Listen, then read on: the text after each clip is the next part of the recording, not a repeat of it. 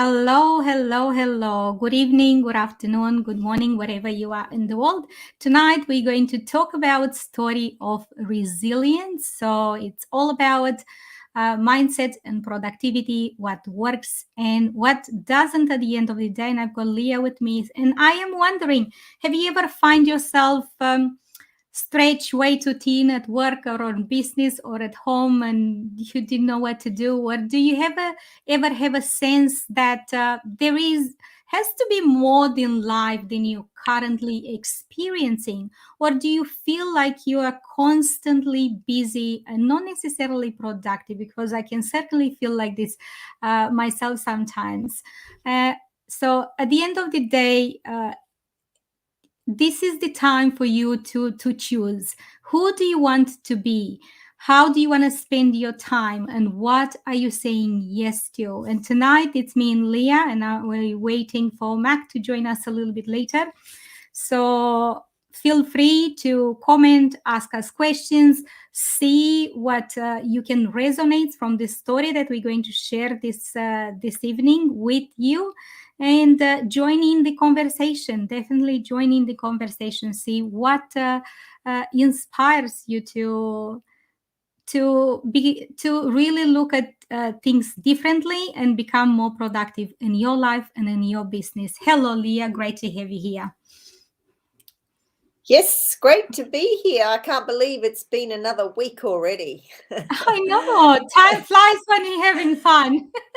Look, it does. It does. And of course, today is an important day. It's the Are You OK Day. So it's the perfect opportunity to be taking stock and reflecting, just even taking even if it's only a few moments to check in. And just as you were asking those questions, I just felt myself centering and asking myself those questions. And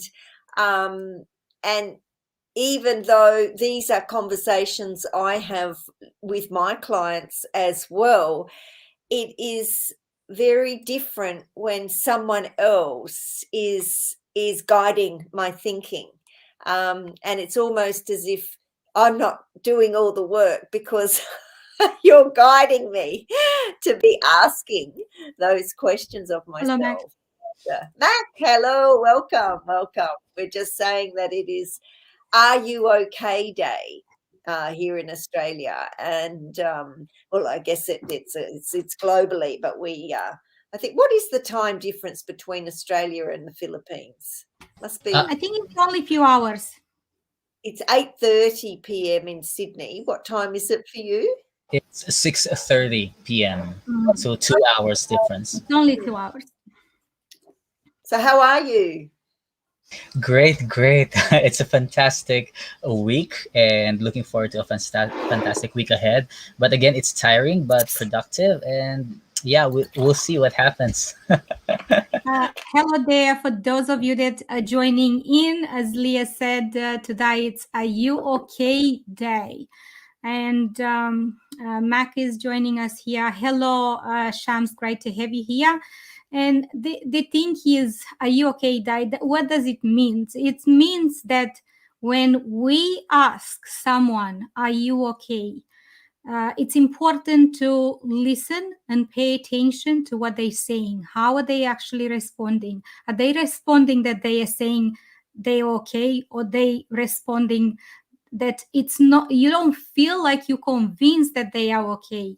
And then to be able to really ask again if that person is okay, and to be able to listen or guide them in some way, because at the end of the day, that's what's really important, to be able to be there for one another when we need each other.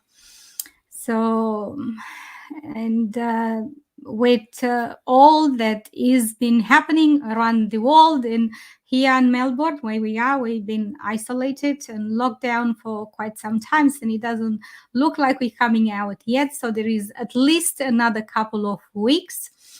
And I think most people, I mean, who can you ask when you can't even, you're not allowed to go out? Are you okay? I guess there is technology, and we can certainly keep in touch with our friends, with our family, and ask the question, are you okay? Because that's what's important. Hello, Mozi. Great to have you here. Yes, it has been a while. I'm glad to have you here, Mozi. So it's really important to say that. And for those of you that are online, let us know, are you okay? And because at the end of the day, that's why we are here. And if we can help in any way, shape, or form, we are glad to do it.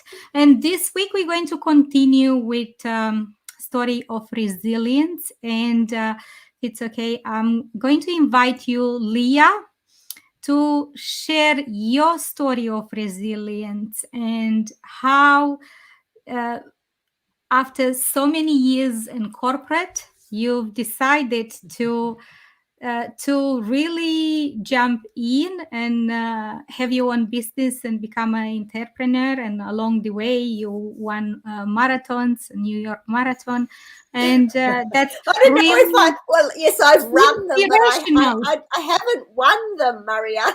Well, you That would participated. You participated. You took part.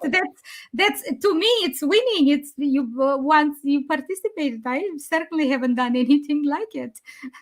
I haven't even considered it yet.Maybe one day. I don't know. I'm not saying no, but you participated. So I see that you finished the marathon. So that's quite an achievement. Yes, and I think that is very much the secret to success is to make intentional decisions and see them through. And we talk about different, when we change the way we think of things, or we change the way we look at things, the things we look at change. And just as I reacted to your interpretation of running a marathon and winning a marathon, I was like, no, I didn't win. Because my automatic reaction was winning meant that I had to be first over the finish line. And yet winning is actually, another definition of winning is actually, as you say, is to complete, is to participate and complete.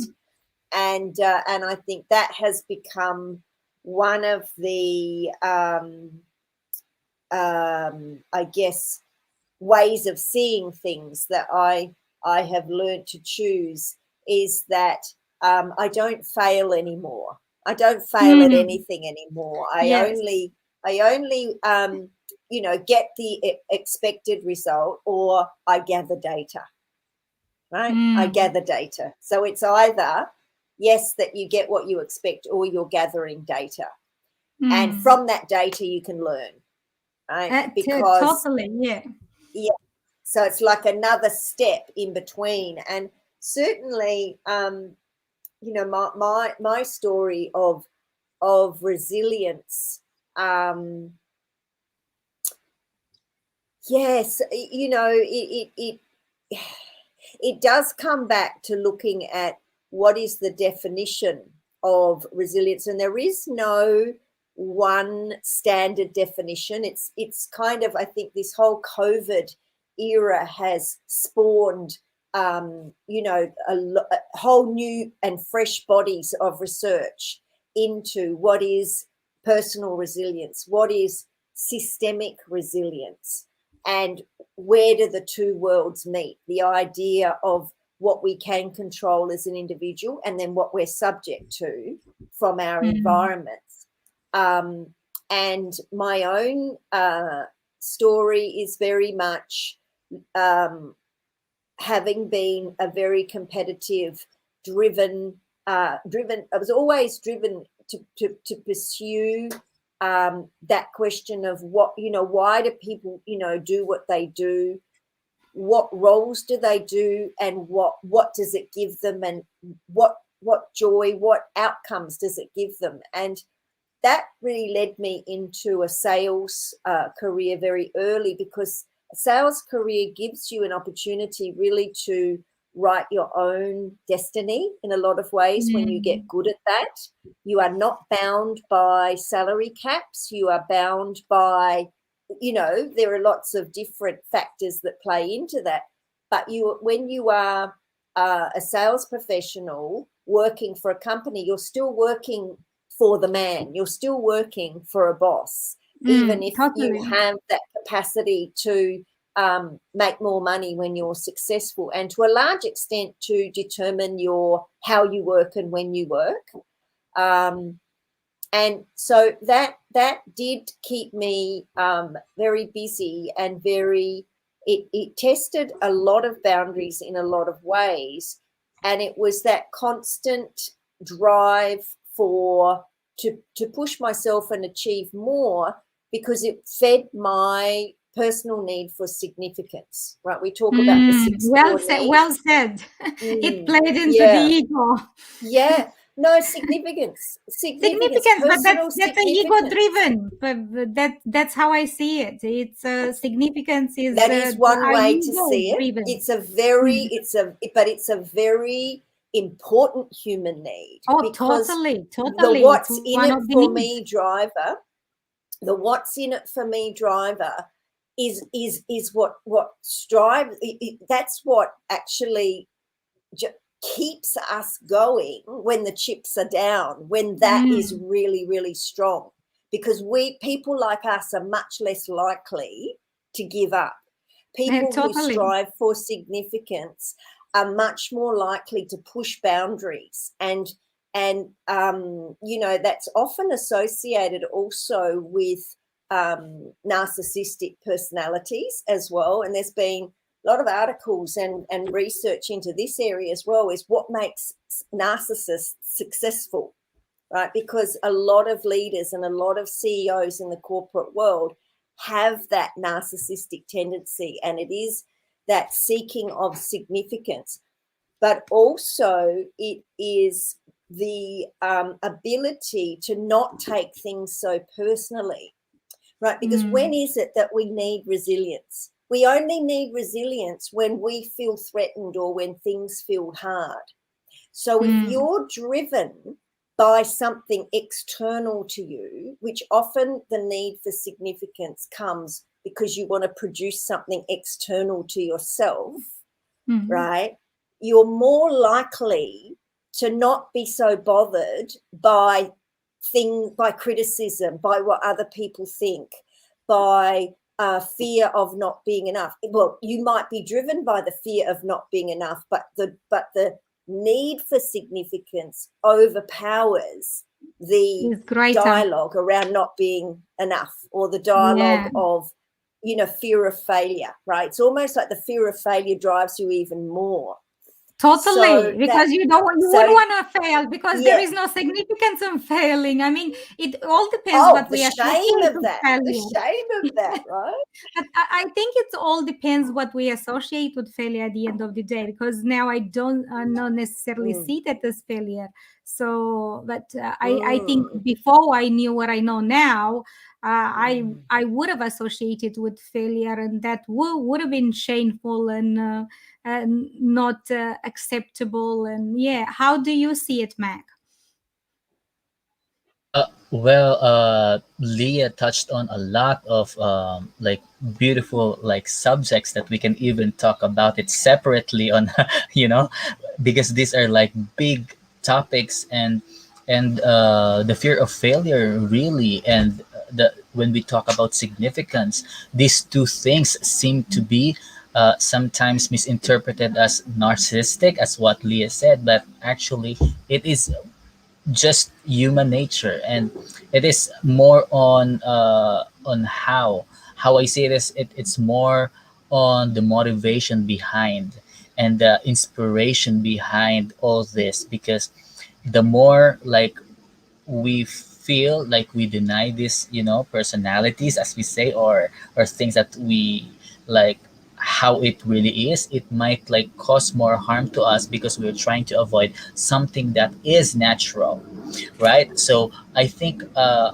this is really a conversation that people should be like comfortable talking about, like wanting to be, significant, wanting to, not to fail or not to fear. And what Leah said in her opening, that I don't fail anymore.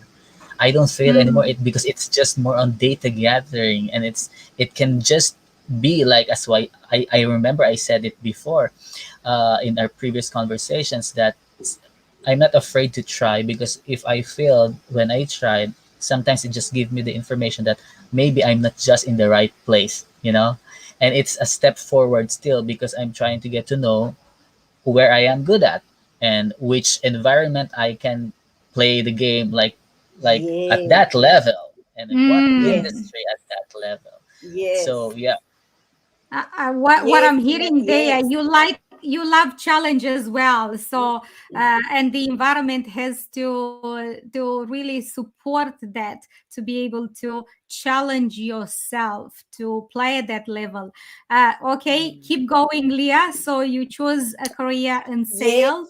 Yes. And just on Mac's point there about your environment supporting you or not supporting you, and ultimately that is a huge component on whether salespeople are successful, isn't it? Like, you can take someone who is hugely successful in one role, headhunt them for your company, and then suddenly they're not performing, they're not that miracle worker, and it's like, what's Mm. going on? Or the other way around, you can be not getting results, doing everything you possibly think of to try to get positive results. It's not working in that environment. You go to a different environment, and all sorts of different elements play into it, but suddenly you can be doing the same things, and suddenly the success does come. Mm. And I think in a lot of ways, the transition I made from corporate into coaching was very much because I wanted to create something for myself. I was sick of playing to somebody else's number and political environments that were not serving me. And I wasn't, and I was feeling, this is really honest, I was feeling the ageism. I was feeling the discrimination of becoming an older person in an environment that was clearly, and the numbers, the data showed this, that their interest and their investment was going into that 29 to 39-year-old employee. That's where where the development work was happening. There was no Mm. interest in the 50 plus employee. Mm. And That's that's kind of hard. really That's sad. hard. That's really Mm. hard but it's also data, it's also feedback, it's also probably the push I needed to actually say, okay, well, if I stay here, I'm accepting something that isn't feeling right and is not nurturing me, and it's not Mm. enjoyable. And when you wake up and you don't want to go to be with your colleagues, you don't want to put your energy, when it feels like, like picking up the phone or opening your computer is like, when there's so much resistance, then Mm. this is when, are you resilient if you stay there, or are you resilient if you leave, right? Because in a way, you've got to be Yeah. resilient either way. You've got to, Yeah, there are going to be, totally. it's a difficult situation because there's a lot of risk That in leaving what a PAYE salary, Totally. but And what I hear there, Leah, is what I'm hearing there is whatever happens from for our benefit at the end of the day. Maybe right then, maybe we don't necessarily see it, but in looking back, you are seeing it like that. That's what I'm hearing. So keep going. yes. And yeah, so the coaching journey, has taken me into really a whole new dimension of education and development, and definitely action learning. Entrepreneurship is definitely action learning, and very humbling. very Mm. humbling. And it's also full of challenges and biases and, I guess, in a way, no structure, right? If we look at corporate Yeah, environments you gotta being create highly your structure. structured, yeah, you've got to create structure, You you've gotta got to create the structure. and create. But I guess autonomy and creating my work schedule, creating my schedule, like in sales, your results, right? Your standards determine your results. So how full is your diary, right, of Mm. appointments? That is a huge factor in how much you deliver in sales at the end of that. Those principles are the same in a coaching business, in a Yeah, services I don't business, when think we're that's different entrepreneurs. because, No, as it's they how say, many conversations are you having? How many totally. meetings have you got booked?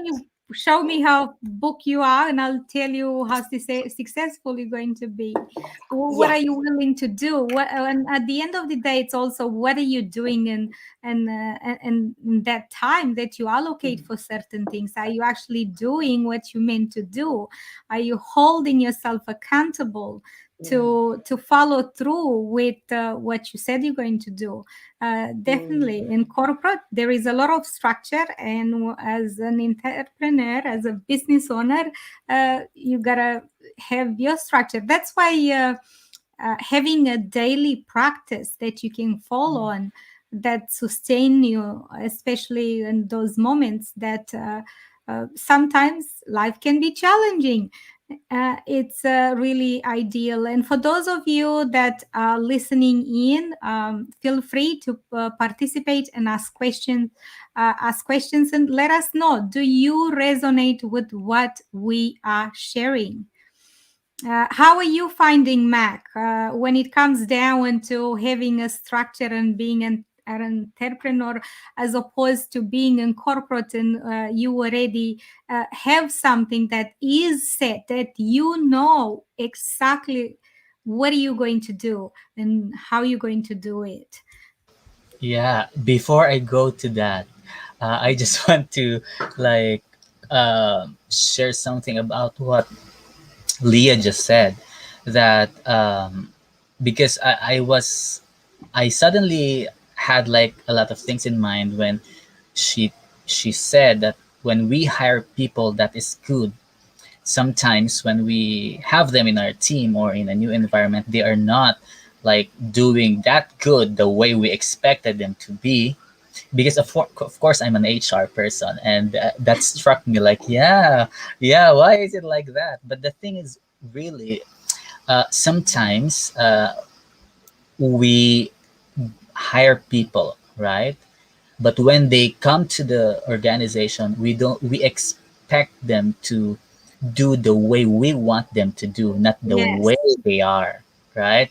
So what happens there is that we are the ones imposing it on them, like already the expectations and everything. And sometimes it is not good to train them the way like that, because as what Leah said, entrepreneurship can teach us a lot of things too. Like the corporate world can learn a lot from entrepreneurs too. Like a lot of people thought that I want to go to business, I want to be an entrepreneur so that I have like 24 hours of my day, I have it. But when you come there, Doesn't it's work really like that. humbling.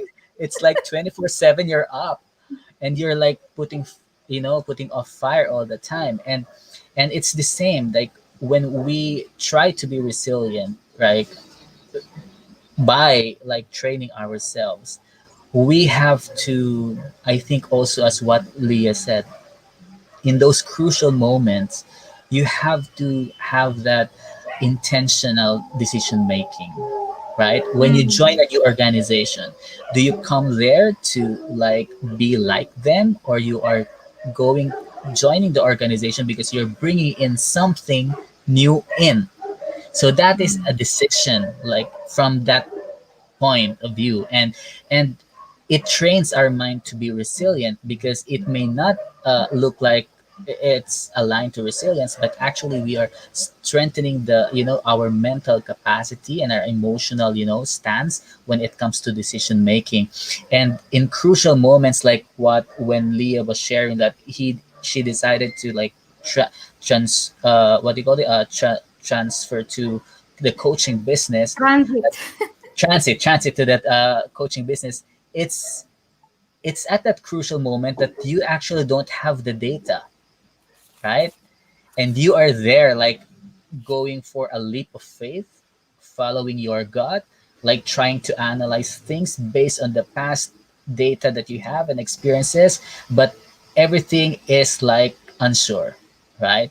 But again, at hindsight, when we look, okay, it's good, it happened like this, I'm so happy. But in those crucial moments, that's the thing, that's where we test like our mental capacity, like our emotional capacity, like how have we strengthened ourselves in while we were undergoing like all these trainings, while we were like working on the projects that we are being part of the organization for quite some time. That's it, like at the crucial moment, how do we do it? That's why when we go back to like what Mariana said, that structure actually helps us, because Mm. whether or not you are in an organization with a structure, or where you step out, you still have a structure yourself. Like I remember the first time that I wrote a memo. It was an official memo for the boss. It was really the first day. They thought that when on my first day, they thought that I'm already good at writing. Of course, you passed the exams and all the thing, and you just graduated. But they thought everybody thinks that when you join the organization, you know what to do. So the supervisor said, "Okay, create a memo. Please start a memo. This is urgent, and writing to the president like this, like that, like that."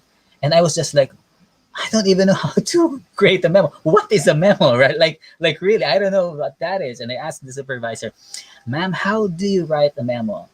She said, start it with "this refers to," and then put in the subject and da da da da.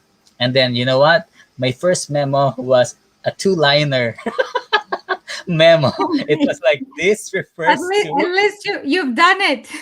yes, the subject, and then like this, like, right? So it's really funny, but like when you go back and like you see like really no one starts like really really good, right? Totally.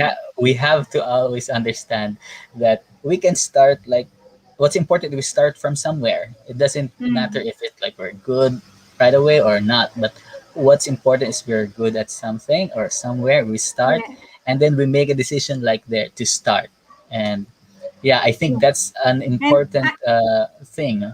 I think also when we have too many expectations, we are bound to get disappointed. So it's important not to have too many expectations. And when things go well, then hey, that's a bonus.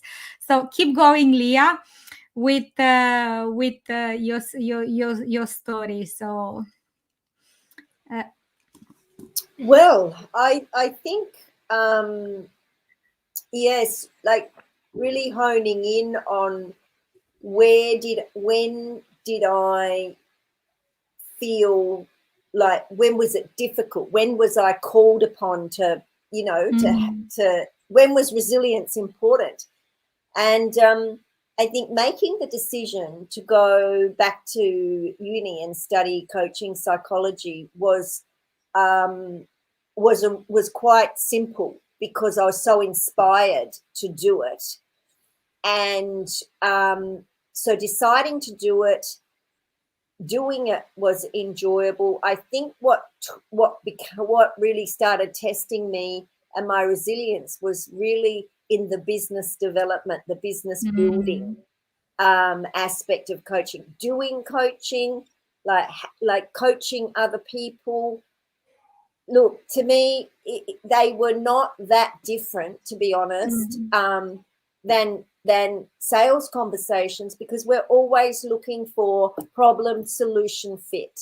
Well, look, mm, there's an agenda, there's a structure, there's expectation, it's communication. So there was a lot of similarities in terms of getting to the real issue Like what were the internal drivers of a person, Yes. the external, what they say they want or what they say is the issue versus, you know, building the trust and the versus the rapport actual and issue, helping because you the to problem get to is the never real the problem. issue. Exactly. And in sales processes, it's the same. That, you know, the person that connects and is able to get to the real issue and understand the real dynamics of how sales are made in an organization, they are the ones that are going to win every time. And it's the same to be creating an environment for transformation to occur. It's the quality of the communication between the coach and the client. And so the work of coaching, was very natural to me. The business development side is ongoing because this takes us into the world of social media, of digital marketing, of online delivery, of creating content, becoming a content creator. My goodness, I was the only content I wanted to write was selling proposals, you know, sales proposals, right? So, but, you know, and I had other people to do the education. I had, you know, it was like suddenly not having that team to do things, because you're either doing things yourself or you're paying for other people to help you. But before you hire them, you really need to be, you know at least some basics about things. So I think managing my own expectations is the thing that has really built my resilience muscle. And that's also where the mental toughness comes in, which is another layer of psychology, if you like, that encompasses resilience, but it actually it's challenge plus positivity is what gives you mental toughness. So it's the ability to actually move through into positive action, as opposed to just be able to handle handle the setback, right? Which is sort of generally how resilience is. And that's what it comes down understood. to: being able to bounce back, being able to really face whatever it is, and despite what's going on, to sit back up and keep going. And Yes. If I may, we can move into it. Yes, go, Matt. Yeah, go ahead. If I may ask Leah, because coming from what you just shared, because when we talk about resilience, like the salespeople are the one who are, I can really say, like really driven, very resilient, very productivity, like driven. Can you share with us, like, what are the how can you be like a great salesperson, and what can people learn from salespeople like you? Because the environment in sales is really, like, intense, and we can learn a lot from that. Can you share it with us? Yes, thank you, Mac. And what are the key elements? I would have to say that you have to be like lock in on your long-term goal, on that mountaintop, and it is that reverse engineering from that number. So it is very numbers driven and data driven, right? So if you need to sell $1 million, it's like, you've got the more strategic and the more logical you can be around your planning, it then frees up your creativity to then work out the personalities and the people, the people dynamics of it. And the great salespeople are good at both, right? They are very focused on, is this action taking me closer to that number? And they're also very politically astute, and they're definitely very high in emotional intelligence. Like in the era that I was in sales, it was very relationship selling. It was a lot of personal selling was really what was celebrated and what was held in high regard.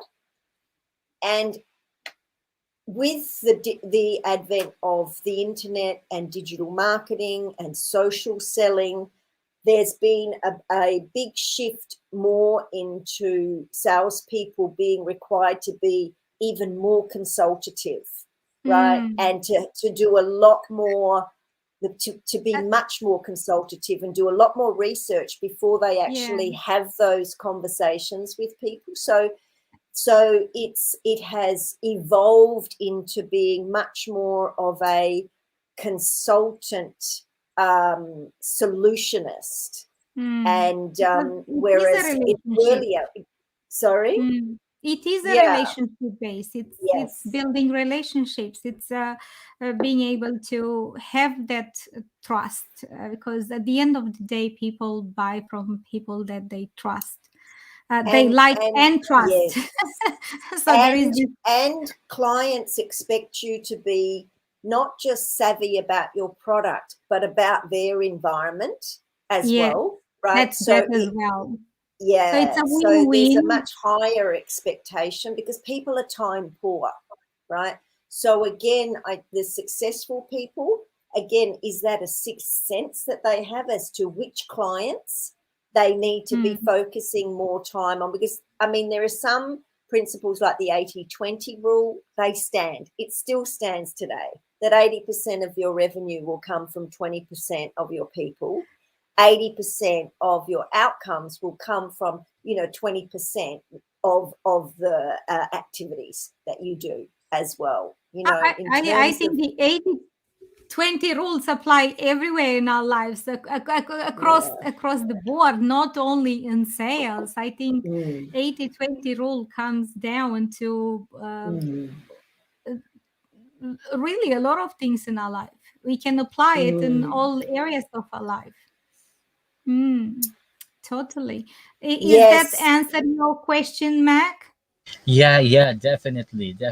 And I like how Leah also highlighted like a part where people are given the chance to be more creative, because I believe creativity is also like it's what do you call this? It's like a quality that sometimes, again, when we talk about resilience, sometimes we don't associate it to resilience, but actually if you are creative, you can be resilient because you don't see things really like as is, but you already like you think differently outside the box on when you look at and approach things. And that's really creativity, not just maybe in arts or in music where I am now in the music room, but it's really like creativity as a mindset and as as a way of thinking, as a solutions based approach. And that is really beautiful, and I really loved it. Thanks, Leah, for that. That definitely applies in some areas, but in some areas I don't think we want content to be creative with the numbers, otherwise we may end up being in trouble. So I get that part. It all depends, I guess, where it applies. I wouldn't want to fly a plane that the pilot decides to get creative and I don't know, do something silly. But but Mariana, a lot of areas. But roles like accounting and maybe even flying planes, aren't they going to be made redundant with AI, right? Well, not necessarily. I think there is still that human interaction that needs to be there. Maybe the AI potentially will have a part of it, but I mean, the pilots put the plane on autopilot and they redirect that. So it's not like that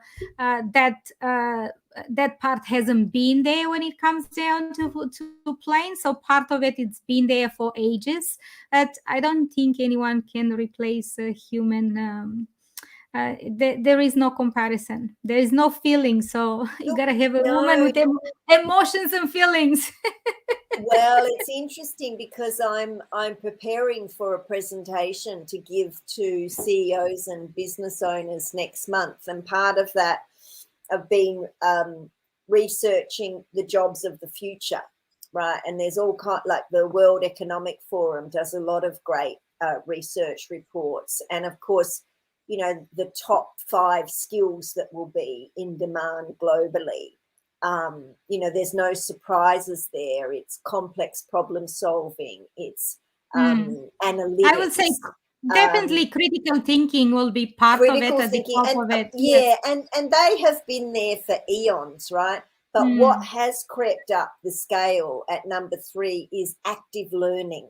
So there's Active a lot learning. of focus, active learning. So learning and unlearning, really looking at how we are I would learning. say most people need to learn a lot of things and then learn something else, and this can actually be really challenging because it's challenging our beliefs, what we see, what we think it's possible for us. So definitely unlearning and learning new things and what we see that is But what's interesting is that those top 5 skills are all mindset related skills, right? All of them.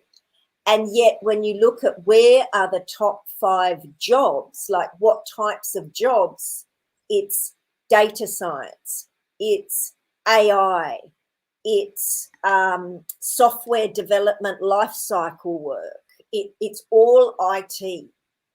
And I'm curious about that because it's like, I think, but I IT guess is those being honest. roles require a lot of complex, like you've got to be driven, passionate about complex problem solving and like highly technical problem solving. That's true. And it's very interesting.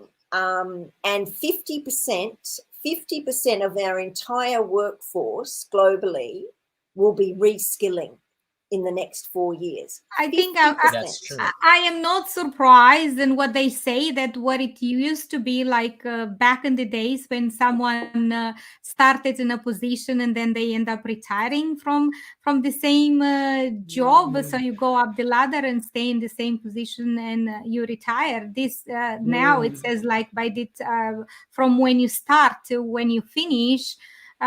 Potentially you will change 5 or 6 career in a lifetime. So yes. I think learning and relearning is going to be really advantageous for most people. So I'd love to hear about what you're learning and relearning, Mariana. Tell us your I think story. I'm learning and relearning lots of things, and what I thought was possible and what I saw as challenging, I don't see that as challenging anymore. And what I thought that was a problem, I see that as a opportunity, and I see that I mean, there's a lot of things, and yeah. So what would be the major learning or thing that stands out for you that, you know, surprises you, or that what surprises me every day, it's our human perceptions and the meaning that we give specific events in our life,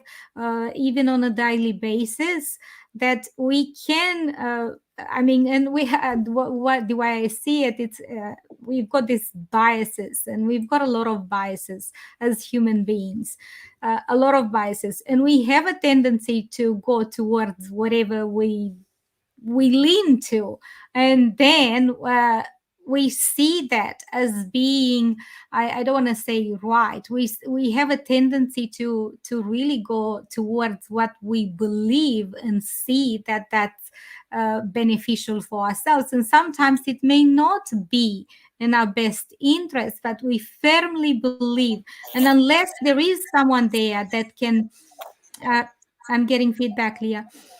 Unless there is someone that can ask us questions to be able to see things from a total different perspective, then we firmly believe that that is true.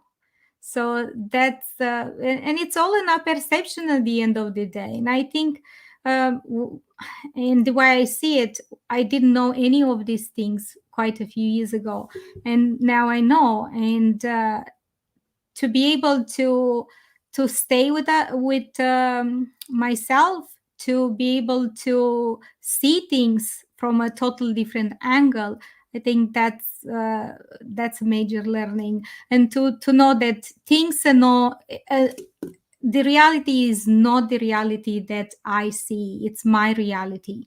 So, and your reality is your reality, it's not the actual reality, it's our reality, every single one of us reality. And we cannot see things the same. Hold on, Leah.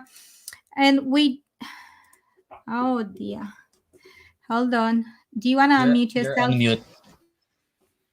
Yeah, I was Yes, just Leah. going to ask you, like, so how does that look?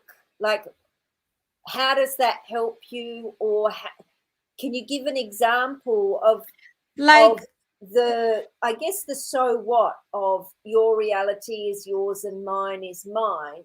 You know, what happens if we don't respect that, perhaps, you know? well, then I guess if we don't if we don't respect that, then we'll end up in judgment, and we'll end up in blame, and we'll end up with disagreements, and we'll look at things as being a problem instead of being able to look for a solution and look for the opportunity, or take the learnings out of whatever happened, whatever the situation is. What did we learn from the situation? So that's what happened. And most people stay with the problems. Most people are looking at the problems. That's my experience with my clients.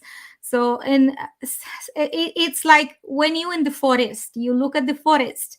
But if you go outside the forest and you look from above, you're able to see the whole picture. You see the forest.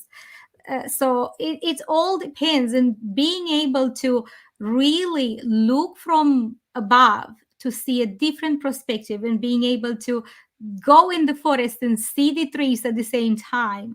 I think being able to do that, that's something that every single one of us would benefit, to be able to look at things from different perspectives. That's my experience. Then we'll be able to make different decisions. We'll be able to feel differently within ourselves, and as a result of that, most likely we'll take different actions towards what we want. And at the end of the day, that's what we have control over: our perceptions, our decisions, and our actions.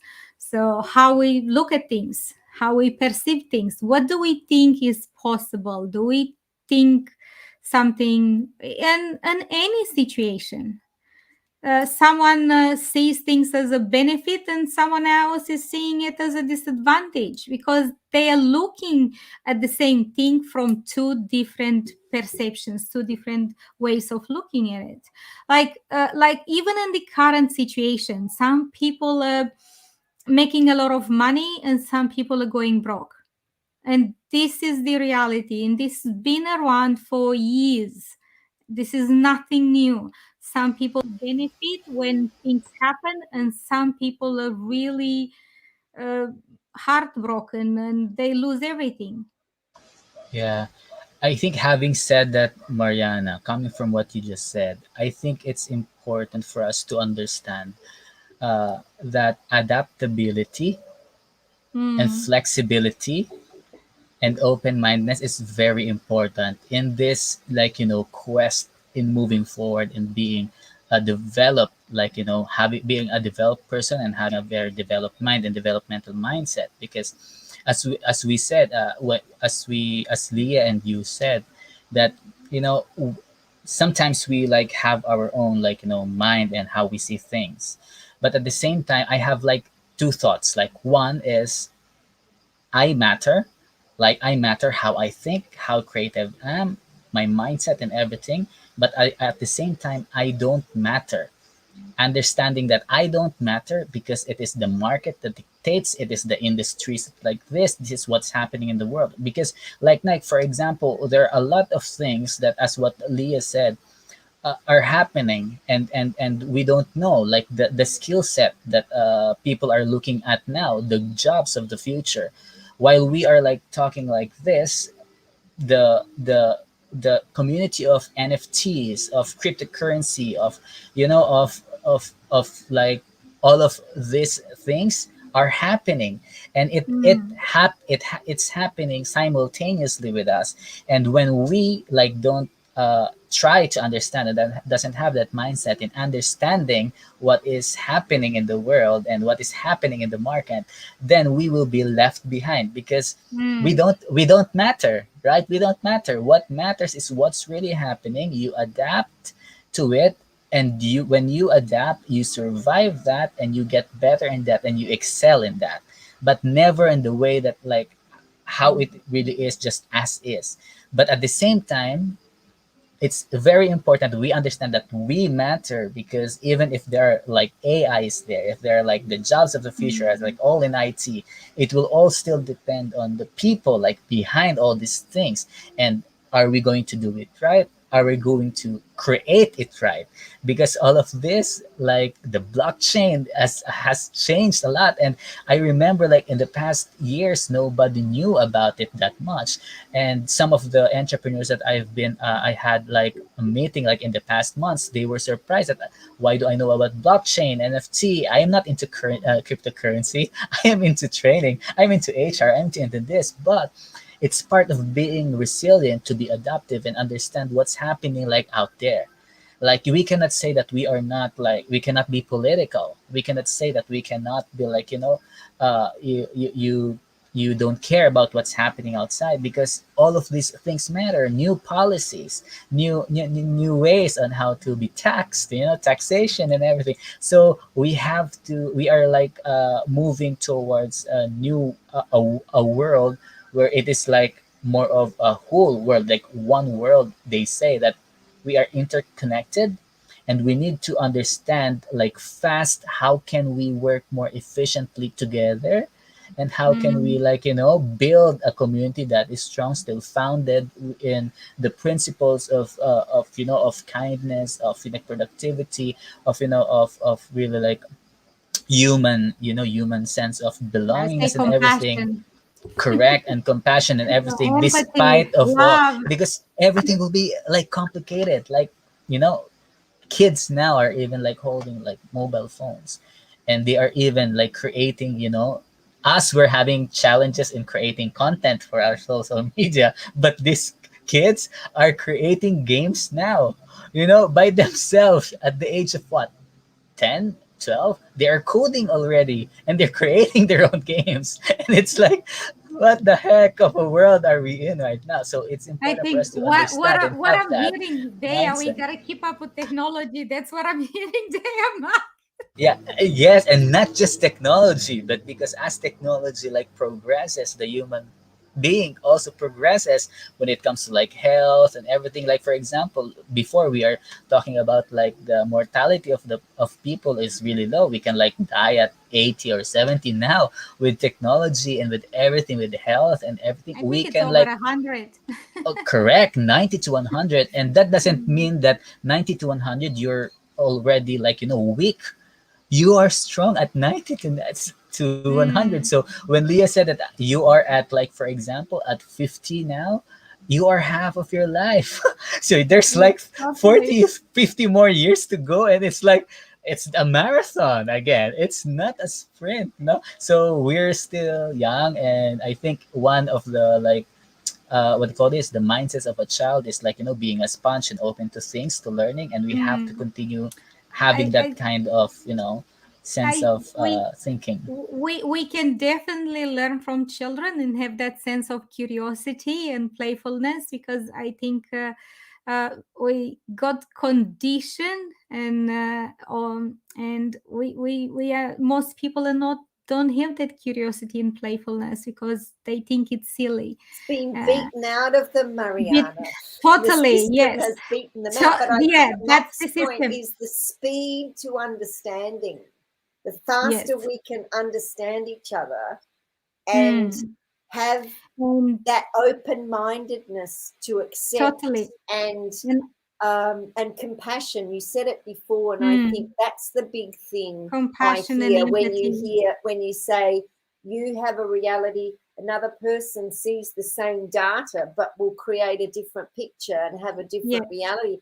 If we can accept and embrace difference faster, but the thing without is, feeling threatened by difference. That's the big thing.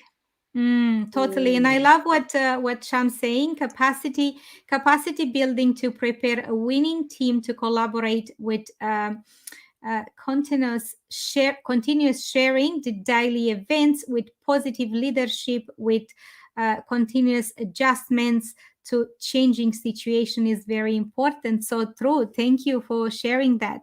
And he further on, so instead of problem solving, adopting organizations to system theory and quality management. That's really important.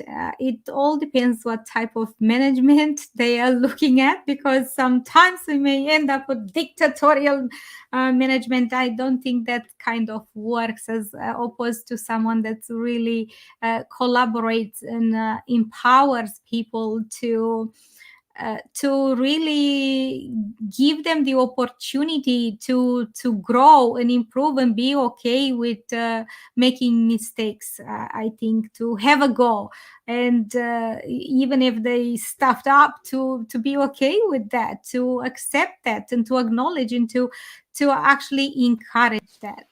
Because I think we still have an intolerance for failure, don't we? We still have, generally totally. speaking. It's not. I don't think it's acceptable in a way. It's not seen as a good thing. But the more we can embrace that, so people will have the courage to have a goal and to know that nothing is going to happen. They're not going to lose their job. They're not going to be ostracized. They're not going to be feel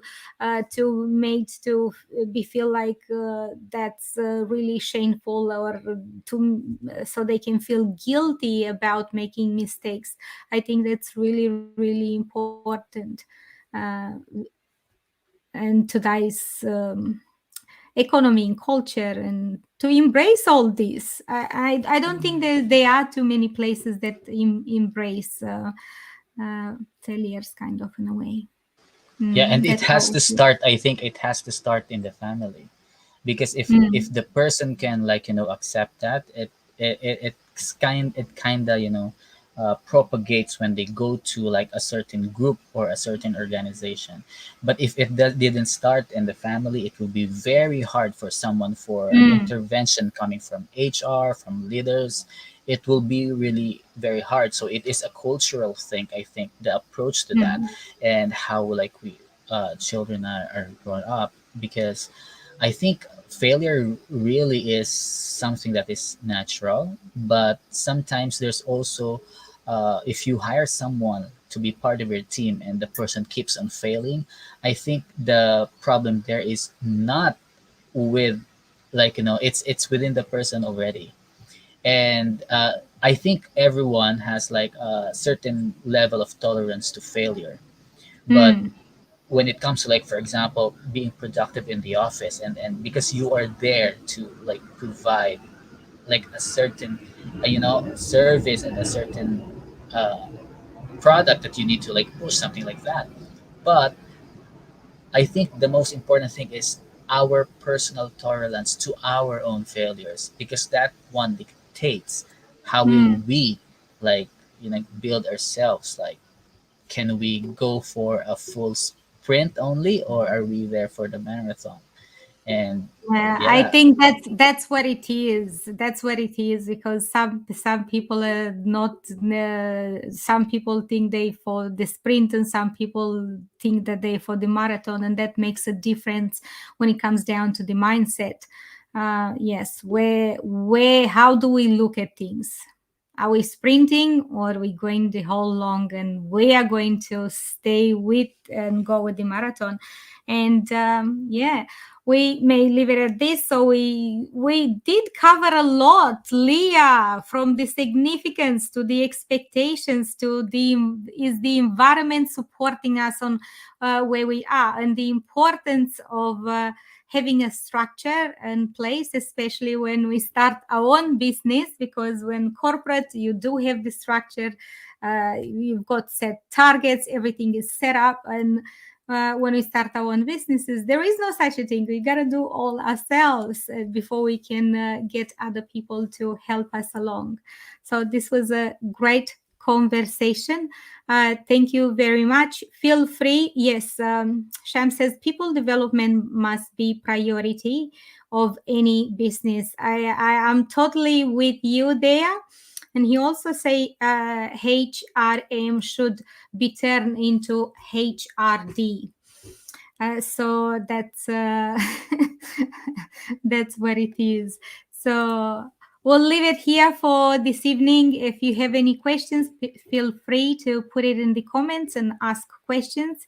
And we'll be back next week with more mindset and productivity, what works, what doesn't, and joining the conversation. Thank you very much and have a good evening, you guys. Bye for now. Thanks, Mariana. Thanks, Matt. Thank you. Thanks, Shams. Bye. Bye. Bye.